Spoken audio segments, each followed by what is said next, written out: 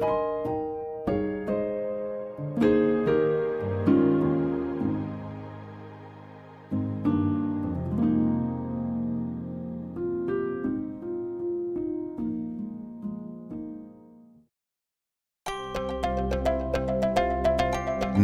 is the time to worship the Creator of heaven and earth. Now is the time to glorify His name. Now is the time to sing our hearts out. Now is the time to surrender everything and worship the one and only God.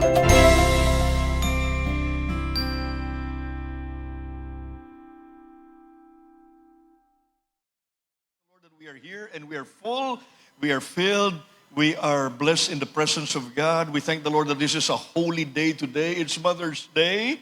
At the same time, we are in the middle of the year and we are studying a very, very powerful book called Obadiah. So let me just bring to you Obadiah today. It is the shortest book in the Old Testament. It is actually the second shortest book in the entire Bible. I think the shortest one is the book of Jude. And praise the Lord, these short books, after all, are so powerful. It reminds us about the attributes of God, the character of God, and the dealings of God for His people, and even around the world that we can see in the book of Nehemiah. Obadiah. We thank the Lord that we are there and opening this up for this month of May.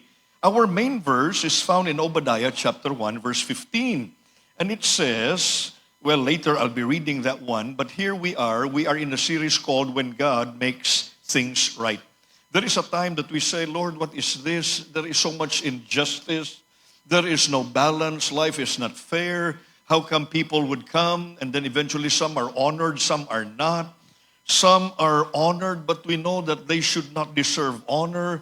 And here comes even a person that is so quiet, so just be on the side, and yet nobody seems to bother. And Lord, well, natapos na itong kabuhian, nalimtan na to, parang nawala naman lang sa legacy, napabayaan naman lang gid. Lord, are you a fair God? And the answer is, God is not fair. God is just.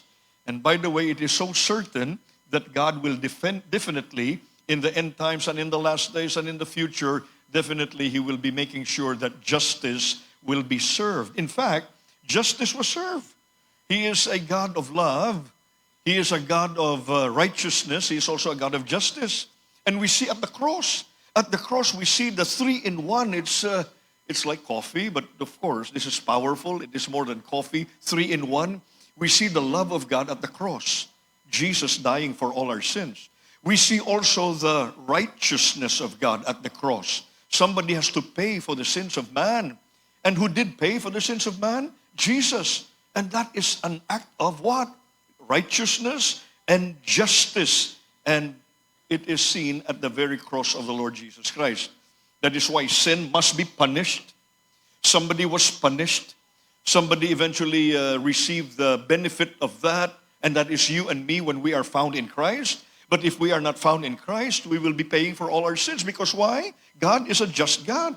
And when there is sin, there must be a payment for sin. When there is sin, there is a wages for that. And the wage of that is death. It's really penalty. We also find out that after all, God is a God of love, but God is also a God of what? Justice. And God has an enemy. God has enemies. Ang aton Diyos nga ginalagaran, may kontra. Ang aton Diyos nga ginalagaran, may ara kaaway. So kinahanglan kaintindi kita sa mga bagay nga malapit sa tagipusoon niya, kag mga bagay nga malayo sa tagipusoon niya, kag ang mga bagay nga ginatratarya to be so dear, close to Him, and things that He abhors, that He condemns, that He judges. If there is one thing that the Lord really hates so much, it's arrogance. It is pride. There was a creature, a beautiful one. His name was Light. Lucifer, very beautiful, wonderfully made, the masterpiece of God. He is the worship leader in heaven, and he is calling all the angels and everybody that is there to worship the Lord. But one time he said, you know what, don't look only to God, look at me as well. You know what, I'm talented. Look, God is spirit, me not a spirit, or probably he is as well, or no. And then look at me. And then something started to come into his heart. That was pride. And that was his fall. And that was his last. He was kicked out from the very presence of God. And of course, we understand in the story, there were angels who followed with him a third of it. And they are rebelling against the Lord. Ang Diyos nga aton ginalagaran, hindi lang Diyos nga gugma, kundi ang Diyos nga ginalagaran, ta Diyos nga may kontra. Kakinanglan, kabalo kita kung anong kontra niya, kay para kung mabalaan natin kung anong kontra niya, mangin maamigo kita sa Ginoo. Last month, we were talking about the do not love the world, because those who would love the world is after all committing what? Spiritual adultery, idolatry, and that is not the thing that God wants. That is why we have to make sure that we are renewed, we are revived, we are on fire, we are so blessed at the same time because of Jesus, and we are pushing forth His agenda here on earth. Now, here we are, and there are times we say, Ginoo, ano iniman? Do may sala how? Kag nga ano nakalusot how? But I tell you, wala ginsang may makalusot. Kay ang Diyos husto. God is a God that is called a judge. And usually verdicts are said at the end.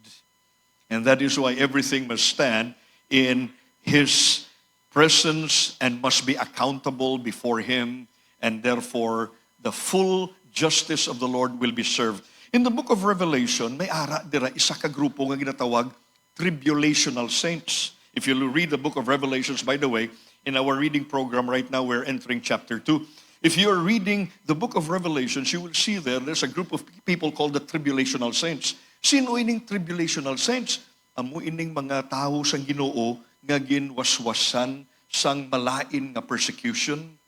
Gintamay sila, ginpangutod ang mga tudlo nila, ginpangkuha ang mga mata nila, ginpangutod ang mga ulo nila. They were crushed, and they are called martyrs. And sometimes people are asking, "Wait, ano naman? God is supposed to be my protector. God is the one that protects me. How come this happens to missionaries? How come this happens to saints in the Bible and even in church history? How come it is happening even in our modern world? People who are cursing God seems to be okay and live well. And people who are following the Lord seems to have a hard time in this world. And they become what? Undergoing lots of problems, lots of complications, lots of tribulation. And then, natapos lang ang ilang kabuhi na wala na batia. Pero dali lang. In the book of Revelation, there is a group of people there that would say, I have been redeemed by the Lord. I have been washed by the Lord. And the Lord is there, judge after all, and in the end, because God is a judge, God is filled with justice. God is not fair, He is just, and His justice is not the human justice that we have. It is not our human judiciary system, whether informal or formal. God has the final thing to say. And because of that, ang tanan nga nasamaran at one time in their lives will say, Lord, you are the one that will vindicate me. This is a bit of a picture here that we see in Obadiah. When God comes in, when God steps in, He makes things right. Do wala di ang Diyos how? Do kabudlay how? Do ka-unfair how? Nga mas dakong iya, sweldo akon gamay how? Nga do ka bangis sa to nga ini. It's unfair. And we say, yeah, it is. Until God steps in. When God would step in, then we see a certain balance. And hallelujah, one of these days, it could be today. It could be tomorrow. If not, in this world, in the afterlife, God will be stepping in definitely, and all will be for His glory, a justice that is coming from His holiness. The book of Obadiah is based on a prophetic vision concerning the fall of a certain group called the Edomites. They fell. A mountain-dwelling nation whose founding father was Esau. Esau had a brother by the name of Jacob. Halin kay Jacob, Israel. Halin kay Esau, Edom. Ang Edomites, ga-star dito sa babaw sang bukid. Safe sila. Wala sa may makaisturbo sa ila. They breathe clean air. They see everything down below. And by the way, they are so blessed in a way because they are up there, they are so secure, and they can see everybody from their vantage point. Ang Israelites naman niya, ato sa idalom jutay. Okay, baw may natabo, kalain gid siyang natabo. Ginpunish ni Lord ang Israel because nagapakasala sila. They were unfaithful. They were living not in the commandments of God. So they were reaping curses upon curses upon curses upon curses, and God would punish them. Ang gingamit ni Lord to punish them were the people of Babylonia. Ang Babylonia, pinaka-brutal katama na nga mga grupo. Ang iban na sa ila, way pa naimbintong crucifixion. Ang naimbintuhan nila yan, lain mga bagay-bagay nga, lain-lain nga mga torture system. And they are very brutal in their dealings with their enemies. Karon kay gingamit ni Lord ang pangontra. Gingamit ni Lord ang Babylonian, allowed to come in, to kill all, to rape the women, to chop the kids, to get the best of the best, and transport them to another place, and make sure that Jerusalem will be leveled out. Sang natabuin na, ang mga cousins nila, remember, cousins ni sila, the Edomites come from Esau, the Israelites come from Jacob. Cousins na sila. Pagkakita nila sa dalom sang cousins nila nga ginabalbal sang pangontra, kalain-lain sa sitwasyon, nagkadlaw sila. Tanawa, Merise, Merise. Not only that, they went down. They did not come down to help their cousin.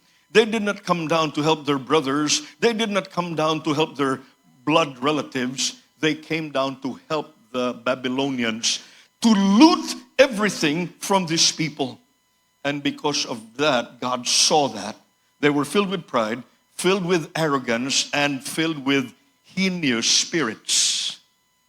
Filled with heinous spirits. And heinous crimes, after all, deserves to be what? Death penalty. And God gave it to them. Not just death penalty, but to zap them from earth penalty. To make sure that they will not exist anymore in the future. That is the justice of God. That is the punishment of God. That is the verdict of God. And it happened because God was so displeased of their arrogance, of their pride. At the same time, they did not have love for the people whom supposed to be they'll be loving, because after all, they come from one branch. The book of Obadiah is based on a prophetic vision concerning the fall of Edom, a mountain-dwelling nation whose founding father was Esau. They lived in that beautiful, big, large mountain that would even screen people from storms and from winds and even from enemies. You cannot just capture them. It is so hard to get them because they are found in that high bastion of a mountain. Obadiah describes an encounter with Yahweh, who addresses Edom's arrogance and charges them for their violence against your brother Jacob. They were violent against their brother. Di nagsugod din na, sa tiyan pa lang, inaway na sila. And on and on. And then there is a word called reprehensible acts. Ining acts nga reprehensible, sala ini nga do hindi sala sang tao. Nga maubra sang tao, do maubra sang demonyo. Maubra sang isa ka animal. Maubra sang isa ka tao nga do wala tagipusoon, wala sang kalag, wala sang konsyensya. And it happened. The people of Edom did something that is reprehensible. It is an adjective describing actions or behavior that are morally wrong, disgraceful, and deserving a strong condemnation or severe criticism. It often implies a serious breach of ethical standards or trust going beyond simple mistakes. Though hindi mo obra sa isa ka regular nga tao, there must be a spirit behind it. And there must be so much of a hate or a pride or a arrogance behind it that eventually kalain gid, ka-demeaning gid. Kung sa Old Testament, kung sa New Testament pa may ginatawag nga the unpardonable sin. Ini siya the abomination that has been committed by somebody. Though hindi matulon-tulon nga mga acts. Natural may crime, natural may sin, pero may ara ginatawag kita sa Pilipinas, focused crimes. Do mga anom, 8 inakabilog ang focused crimes. And these are called heinous crimes. Kung maubra na sa isa ka Filipino, ma-jail siya, hindi siya pwede kagwa, kakinalan, marakid siya in jail. And that is a sign of what? Justice. Pwede nga nakapatay, pwede nga nag-push ang drugs, pwede nga rape, karnaping, dala sa heinous crimes, and etc. And supposed to be there's no bail, no pardon for that. You have to make sure to languish there because that is so bad. Something like that they did to their brothers who was punished, who was caught in sin. That is why utod ko, mabalik kita sa aton subong. Anong aton batasan kung kabalo kita nga may nadakpan? Kung guilty ang isa, what do you do? Well, there you go. Napakita ang ila heart nga malayo gid sa ginatawag nga pagpalangga. They were filled with arrogance and pride, and God said, oh no, this is so evil and bad. This should not be existing. Obadiah said that in the high elevation of their dwelling place in the mountains of Seir had gone to their head, and they had puffed themselves up in pride. Kadelikado ko na to ka sa ibabaw. Kadelikado ko na to ka na kung may posisyon ka. Kadelikado if you're already the leader, be careful. I pray that we become still servants rather than so be puffed up that eventually we become so arrogant. In the siege of Jerusalem in 507 BC, Nebuchadnezzar II sacked Jerusalem, carted away the king of Judah, ginkwa ang hari, ginbutang sa karito, ginpakahuyan sa bilog na pumuluyo, and installed a puppet ruler. Ang Edomites helped the Babylonians loot the city instead of having a heart saying, oh God, it should not happen to our brothers. It should not happen to our cousins. It should not happen to the people of the same race that we are here in. But instead, they enjoyed the punishment of their blood brothers. Obadiah, writing this prophecy around 590 BCE, suggests the Edomites should have remembered that blood was thicker than water, but they did not act that way. Obadiah said in judgment that Yahweh would wipe out the house of Esau forever. This is now when God steps in, and God would say, one of these days, you will not be remembered anymore. One of these days, you will not even exist on earth anymore. The house of Esau will be forever wiped out, and not even a remnant would remain. They would cease to exist as a people. Bitanay ang extinction sa butterflies lang, ang extinction sa mga elepante lang, ang extinction sa mga zebras lang, or sa mga animals, probably a unique kind of a fish or an insect. Now here, God is saying, I will make sure that you'll not exist anymore. The extinction here is not towards a certain animal class, but towards a group of people that is supposed to be a people that should know Him. Obadiah 1:15, for the day of the Lord upon all the nations is near. This is a line of judgment.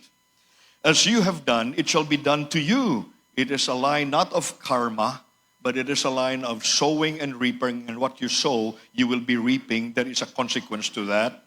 Your reprisal shall return upon your own head. This one is not just talking about that day, years and years and years ago. It is even talking about today, and in fact, it will be coming. Meaning to say, God is judge. God is Lord. God sees. There are people sometimes that do not see anymore. Pwede gani, may cover-ups, may smoke screens, may napangtago para at least ang hustisya, nga aton klase nga hustisya, nga pangkalibutan-on, which is not perfect, and nobody is perfect. No pastor is perfect.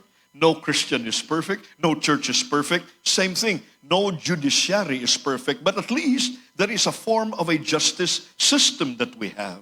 We have laws to obey in this land. But anyway, going there will be a day called the Day of the Lord, and it will be upon not just Israel. They were judged. God used Babylonians. Not only Edomites, they had been judged already. And by the way, they don't exist today. No more. But one of these days, there will be the same thing, the day of the Lord upon all nations, that includes us today. If we are in Christ, hallelujah, no condemnation whatsoever. We are forgiven of all our sins. We are under the blood of Jesus. But if we are not in Christ, the Lord God remembered what happened to His Son 2,000 years ago. His Son was upon a cross. His Son was upon a tree. His Son was bleeding. His Son was dying. He received lashes. His Son had crowns of thorns. His Son had pierced hands. His Son was thrusted with a spear over here. His Son cried out in the middle of the sun. His Son died. His Son, Jesus Christ, paid for the sins of the world. Ang Ginoo, wala nalimot sina. Wala nalipat si Lord sina. Ang nalimtan na yan ni Lord, ang aton mga sala kung natabunan na kita sang dugo ni Kristo. When we are in Jesus, hallelujah, He forgets all. From the east to the west, He has forgiven and has cleansed us and eventually remembered our sins no more. But for those who have not chosen Jesus, and God did not forget what Jesus did on the cross. Today we just did that in communion. In communion, we are remembering what Christ did on the cross. Wala nalipat si Father God sina. That is why tanan-tanan sukton one day. It is up to you, it is up to us on what we did with Jesus. What did you do with Jesus? Did you receive Jesus as your Lord and Savior and King? Or did you reject Jesus and said, oh, that's a fake Messiah, that's a false Messiah, that's fake news, He is old-fashioned? Will you say that? Because what we do with Jesus eventually will be reflective of the justice of God in the day of the Lord for all nations. So, there you go. Allah. So, brothers and sisters, what are we to do? We have to appreciate that God is love, but we also have to appreciate that God is just. Kita, nga ara na kay Kristo, kung nakabaton ka na sa iya, saved, redeemed, cleansed from all our sins, past, present, and future, under the blood. But if you are not yet in Christ, and there are many who are not yet in Christ, in fact, others are against Christ, they are enemies of the Lord, what will happen? There will be a severe, holy judgment that will come. And that is the pure justice of God. Life often leaves us with questions about injustice. It's unfair. And yes, life is unfair. But God is just. And when He would step in, everything will make sense. Sometimes wrongs go unpunished and betrayal is ignored. So it can feel like injustice wins. Probably we feel like that. But in the end, we know that God will, after all, execute His justice. And justice will win and is certain. Obadiah reminds us that God's justice is sure. He is always working to make things right. What people overlook, God sees. What nations ignore, God judges. This series, therefore, this month of May, when God makes things right, focuses on the important truth of God's justice that never fails. That is why ipaubaya ta sa Ginoo, hindi kita mag-vengeful because vengeance is His. Because in the end, He will be the one to execute exact justice. God deals with wrongdoing. He humbles the proud and restores what is broken through his steady and purposeful justice. Listen, was Israel judged? Yes. God used the Babylonians during the time? Yes. Are they restored? Yes. The Edomites, were they judged by God? Yes.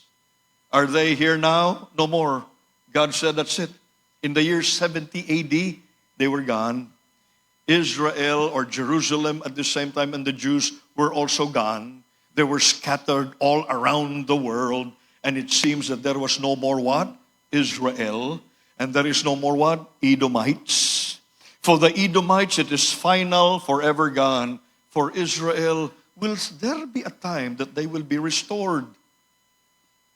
Will there be a moment in time in world history that Israel will be restored? Because in 70 AD, bye-bye, no more.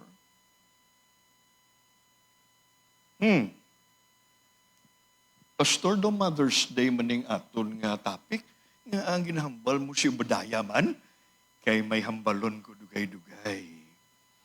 May munuhon ko dugay-dugay. Pamatik kita ha, kay di rin ni masulod ang Mother's Day. As we journey through this short but powerful book, we see that God's justice brings both judgment and hope. While He removes injustice, He also lifts the wounded and promises to restore His people. Uy, may promise siya to restore His people. Obadiah encourages us to trust God's steady justice, even when life feels unfair. God is still working, and He will make everything right now. The book of Obadiah is not just about the Edomites. Knock, knock. The book of Obadiah is about Israel. He will, yes, punish Israel, but never destroy her, nor replace her. This is certain. Why? How do we know? Because of a mother's verse found in Isaiah 49:15. Now, happy Mother's Day. Get ready. Can a mother forget the baby at her breast and have no compassion on the child she has born? Though she may forget, I will not forget you. And this is talking about the baby, and the baby is Israel. That's the baby there. Ang iloy hindi makalimot sa iya bata. Wala sang tsansa nga ang iloy makalimot sa iya bata. Wala gid. Pero just in case makalimot siya sa iya bata, pabalon ta kamo, akuya hindi gid, because I am a mother to you and a one that will forevermore make sure that you will be restored, you will be loved, and you will be close to me. Brothers and sisters, last month, we were talking about Gomer and Hosea. Copy? God there was the husband. To a woman, to a wife that is promiscuous, prostitution, and unfaithfulness, ginasugat pa ni Hosea ang asawa niya, inday pa uli ka na dre, you are mine. What love that is. It's called covenant love. That was the picture of Hosea. God was the husband. Here in Obadiah, the picture is that God is the mother.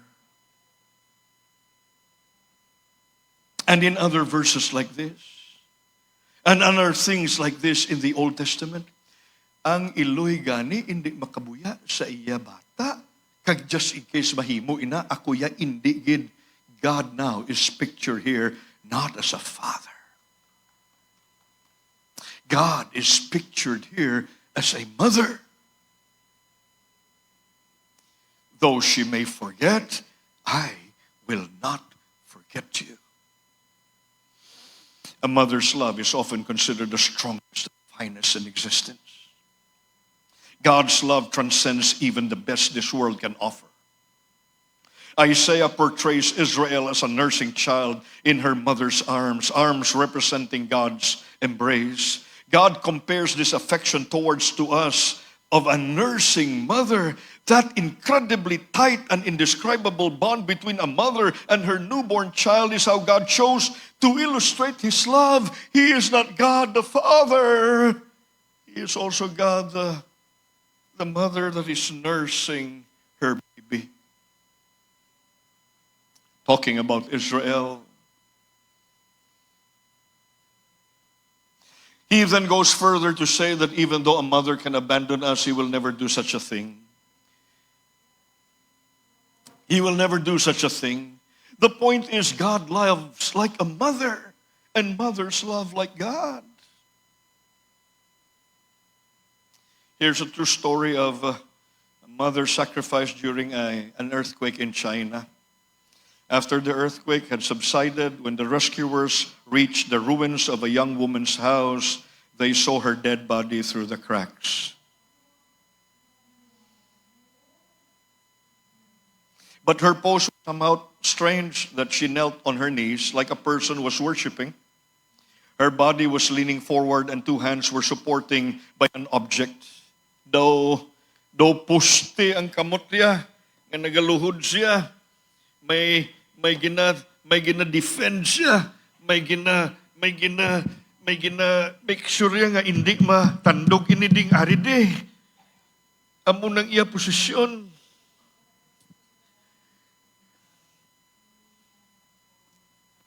Her body was leaning forward and her two hands were supported by an object. The collapsed house had crashed her back and her head. Napatay siya. With so many difficulties, the leader of the rescuer team put his hands through a narrow gap on the wall to reach the woman's body. He was hoping that this woman could still be alive. Pero hindi, wasak ang likod, nadagdagan siyang balay. He was hoping that this woman could still be alive. However, the cold and stiff body told him that she had passed away for sure. She's dead. He and the rest of the team left the house and were going to search to the next collapsed building.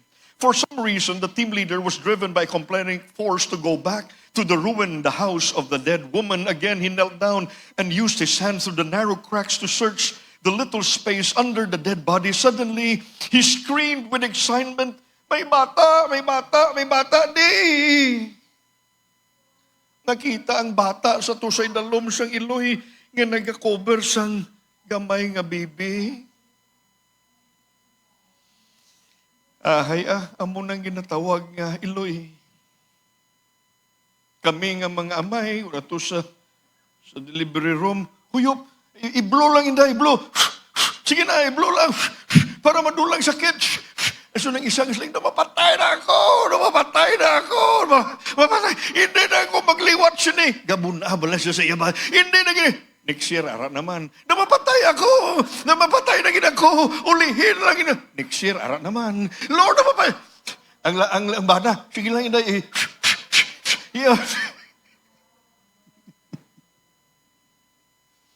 Ang iloy, ready patay. Ang lalaki ready maghuyop-huyop da. Para madulang stress. Today we are celebrating Mother's Day. Thank you for our moms. They do not volunteer. They are on duty. Tanan-tanan kita may iloy. Thank the Lord for moms. Honor them today. Remember them, love them. Some of them have left already earth. Maybe you can go by in the cemetery somewhere out there or in a memorial place and thank the Lord for your moms. Some of them are far away. Just give them a call. Some of them are just here.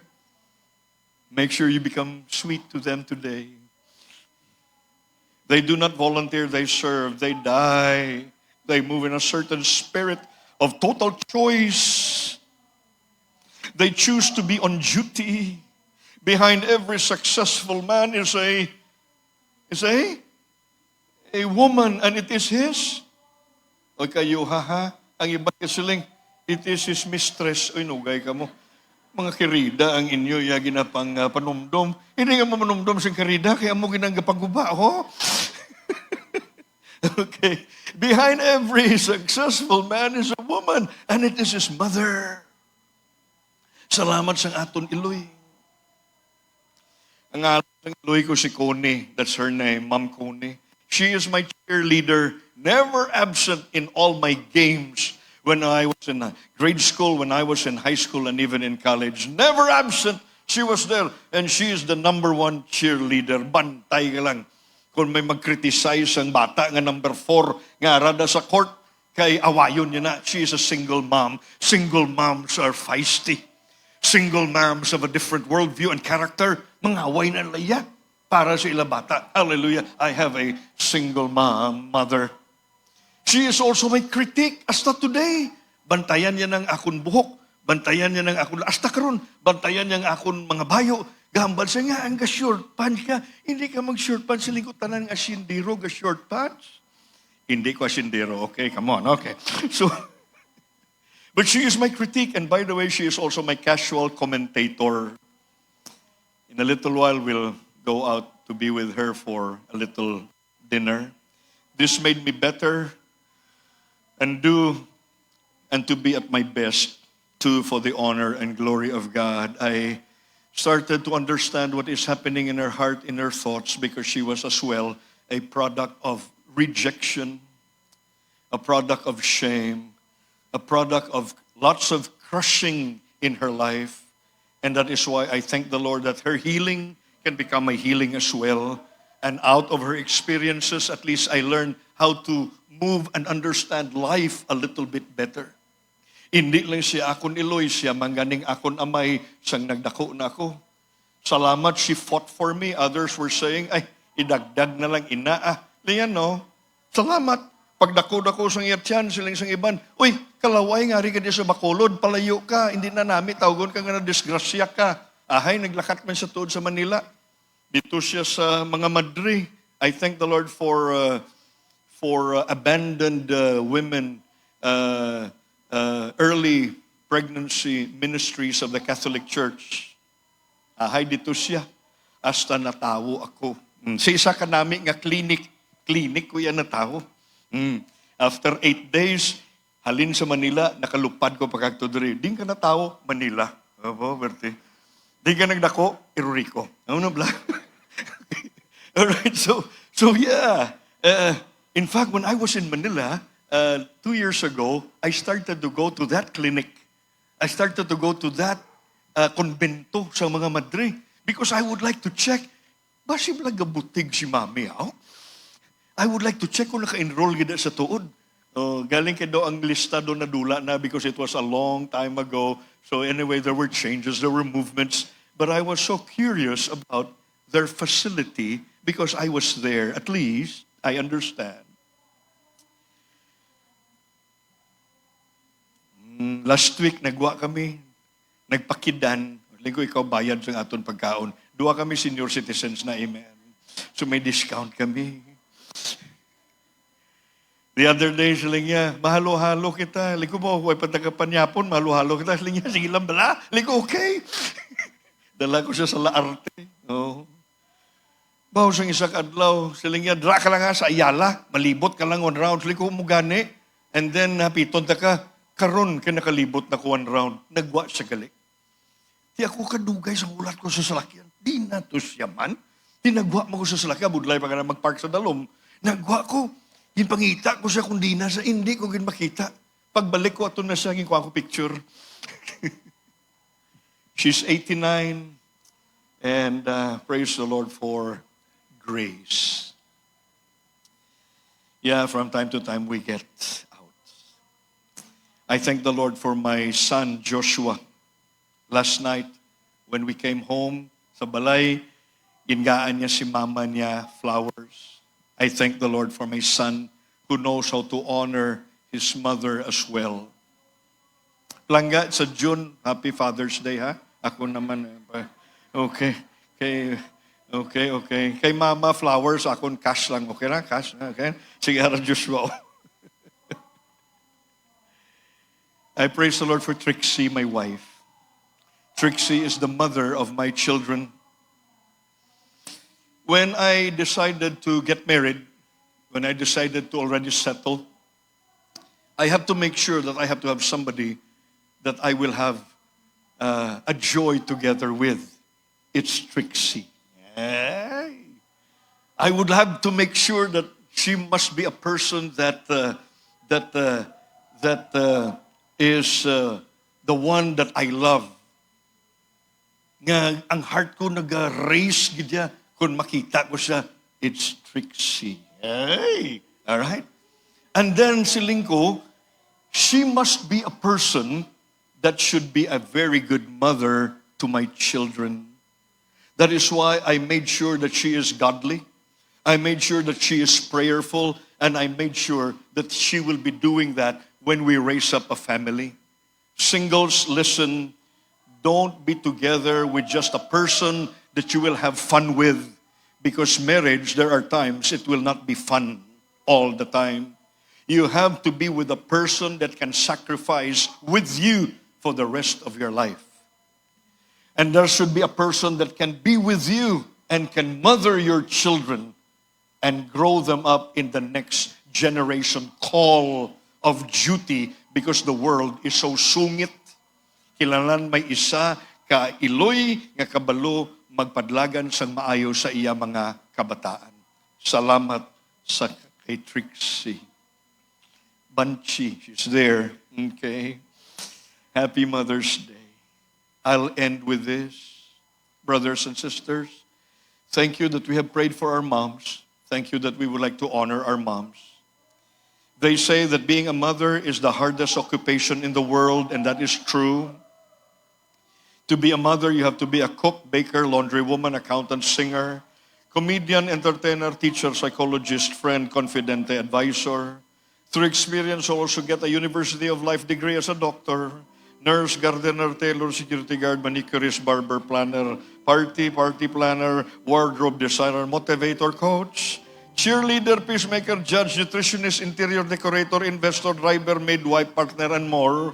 Ano obra mo? Wala. Ha? Ano obra mo? Nanay lang ko sa balay. Kung nanay ka lang sa balay, Diyos ko, purting obra mo. Abi, palakpakan ka tanan nanay. Ano obra mo? Wala. Sa balay lang, Diyos ko. Kung sa balay ka, psychologist, psychiatrist pa kung isa. Anong diferensya sa duwa? Way ko kabalo. Hindi ko na napa-explain. Hoy, kabudlay. Maging isa ka iloy sa subong nga tinion. But salamat, may mga nanay kita. Salamat. No one is poor who had a godly mother. I want all our children to be rich. I'm not talking about money.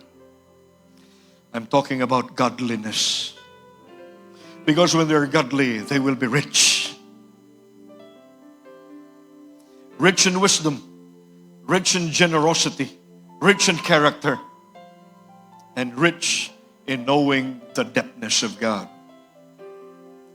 Siling sang isa ka Jewish proverb, God could not be everywhere, and therefore He made mothers. Kanami, no?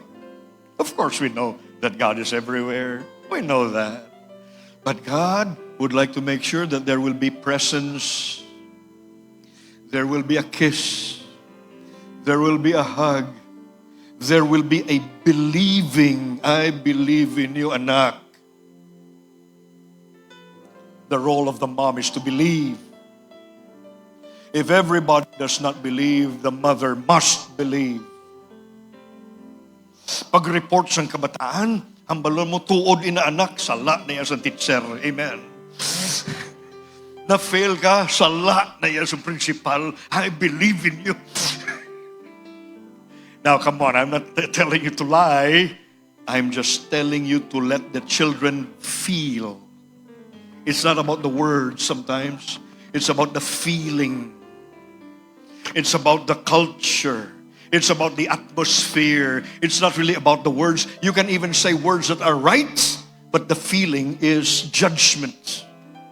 And you can even say words that are quite a bit disoriented, but the feeling swak. Maintindihan sang bata, kaintindi si nanay. Kaintindi si nanay. Kaintindi si nanay. That is what we would like to see. Let's all stand together in the very presence of God. Mama, keep loving your children. Sometimes, ang ginapanumdum kita nga ang do kamahal na gid ang oil o kunang gasolina. O hindi bala. Ang kamahal subong, kabalo ka kamunano, kunano. Kag sometimes, kadutay na lang, gugma. Kadutay na lang siyang gugma sa tangki. Kailangan dako-dakoon tang love tank. Pulupunon tang love tank. As a mom, make sure the love tank is full. Pabayin ang oil, pabayin ng gasolina, bastang gugma puno. Mama, never stop believing in your children.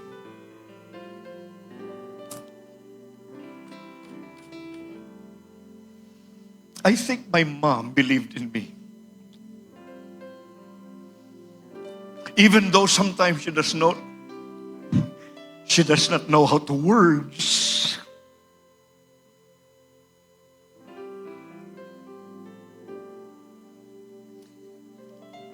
But I know she believes in me.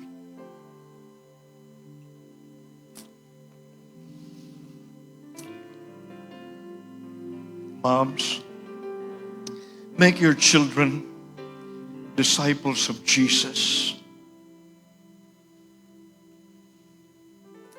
That's the highest education there is. The education of the heart is what matters most, not the education of the head.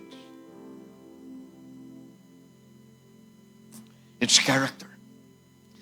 Mama, believe that they can become leaders in their service of the Lord Jesus Christ and His kingdom. We are in the last days. Be a mother of the end times. Be a mother of the last days. Teach your children to know God, the miraculous God, the God of love and the God of justice. Let us pray. Father God, yes, you are our Father. But if there is one thing today that we have learned, you are as well like a mother to your children, not forgetting us, not replacing us, but defending us and restoring us in Christ Jesus. Father God, thank you. Dear Holy Spirit, thank you for touching all the moms today and the families today, that we will serve together Jesus and the kingdom of God. This is our prayer. In Jesus' name we pray, and everyone would say, Amen and amen and amen.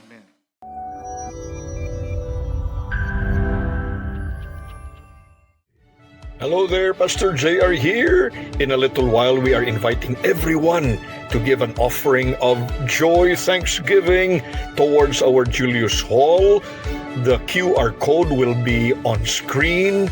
Please take a screenshot or do something like a bank transfer. God bless you as you give. All our givings today will be for the Julius Hall. God bless you. Come on, get your cameras. Get ready to photo the QR code on screen. Amen.